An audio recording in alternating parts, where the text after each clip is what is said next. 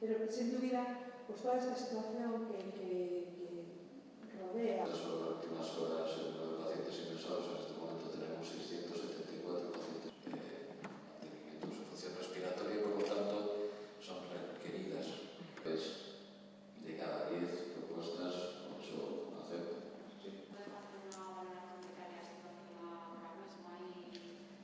A situación pandémica que vivimos nesa pequena...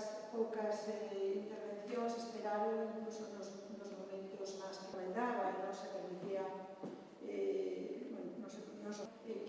que pudiese restringirse por unha situación.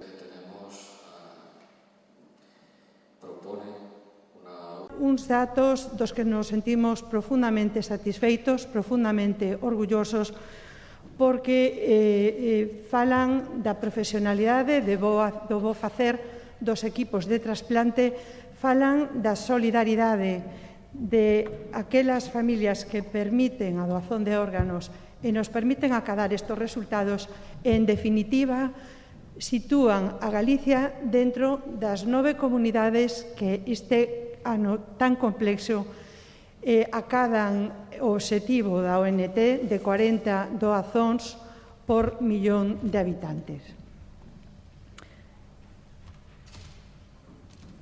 Como coñecedes, temos na nosa comunidade 11 hospitais autorizados para o programa de doazón e 2 autorizados para o programa de trasplante, o Complexo Hospitalario Universitario de A Coruña e o de Santiago. No pasado ano, acadamos unha cifra de 110 doadores de órganos. Salientar o incremento significativo do Complexo Hospitalario Universitario de Ourense e tamén un incremento que cabe salientar no Complexo Hospitalario de Santiago de Compostela. En total, como digo, 110 doadores, 110 doazóns, que van a permitir unha actividade transplantadoria da que vamos a falar a continuación. Estas 110 doazóns, como veis, acádanse cun incremento notorio da doazón en asistolia, que vai crecendo desde a súa implantación alá polo ano 2012. Como dicía ao comezar a presentación, Galicia acada neste año unha taxa de 40,7 doadores por millón de habitantes, 3 puntos por riba da media nacional e mantendo ese obxectivo polo que se levábamos pensando moito tempo e que, a pesar das difíciles circunstancias que, sen dúbida, rodean as UCIs neste último ano tan complexo, permiten esta actividade. En canto a idade media dos doadores, seguimos en cifras que están en torno aos 60 anos de idade, moi próximas a que a media nacional.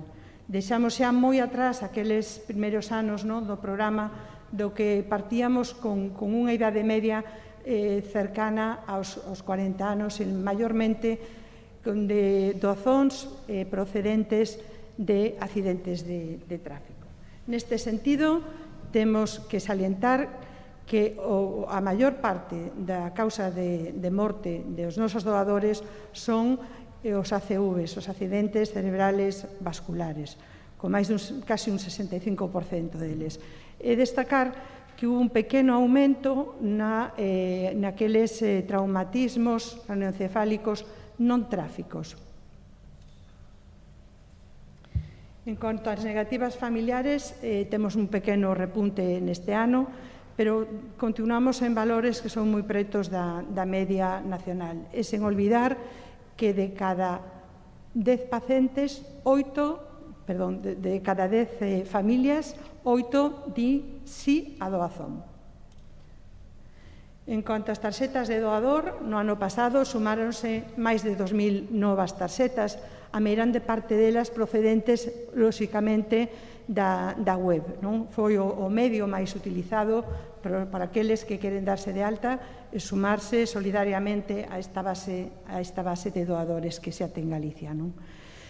En cuanto á actividade de trasplante de órganos, destacar estos 328 trasplantes, 141 deles de RIL, 103 de fígado, 53 de pulmón, 29 de corazón e 2 de páncreas.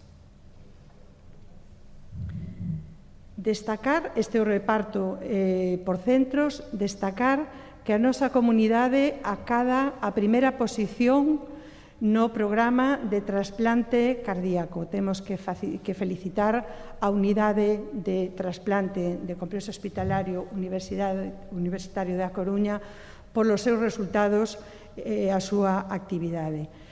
No trasplante pulmonar, decir que obtememos neste ano os mellores resultados desde a posta en marcha do programa, lá polo ano 1999, e situamos a nosa comunidade no segundo posto, só por detrás do Hospital do Valdebrón. Polo tanto, unos resultados, felicidades a esos equipos que están detrás desta actividade, máis que salientable. En cuanto á taxa de trasplante de órganos, como podedes ver nesta imaxe, 121,5 por millón de poboación frente á media nacional que é de 93,3. Estamos por riba en la taxa para todos os órganos, agás o RIL, pero como podedes ver, os resultados son moi similares.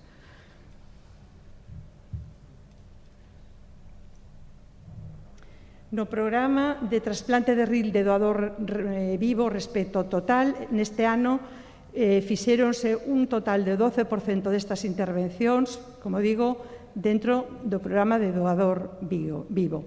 Hai que ter en conta a delicada situación que estiveron a vivir neste ano as UCIs dos nosos centros e que, polo tanto, tratándose de intervencións que poden programarse, fixéronse en todo momento un análise en risco-beneficio para a indicación ou non de intervencións. Por lo tanto, como digo, estas intervencións que son programables non tiveron a mellor intensidade que nos anos anteriores. Ben, polo tanto, temos na actualidade máis 4.000, casi 500 persoas na nosa comunidade cun trasplante de RIL, 2.000, casi 500 de fígado, 855 de corazón, 735 de pulmón e 115 de páncreas. Polo tanto, falamos de uns máis de 8.600 persoas, galegos e galegas, que teñen unha segunda oportunidade na súa vida grazas a un trasplante. Grazas a preto de 3.000 doadores de órganos na nosa comunidade desde o inicio do programa, como decía, polo ano 1981. En espera de un órgano, temos en este momento, como veis, alrededor de 200 persoas que están á espera de que isto aparezca para poder trasplantarse. A grande parte deles, como sabedes, son de RIL. Pero, como vedes, tamén con unha clara tendencia descendente. En coaduazón de médula ósea, efectivamente, tivemos este ano menos actividades. Sabedes que durante o confinamento non foi posible manter esta actividade, parouse en todas as comunidades do Estado simultaneamente, e tivemos un importante repunte, incremento no último trimestre do ano. Por lo tanto, confiamos en que moi pronto seremos quen de darlle a volta a esta situación, ir sumando a esos máis de 12.000, casi 12.500 doadores de médula ósea que xa temos en Galicia.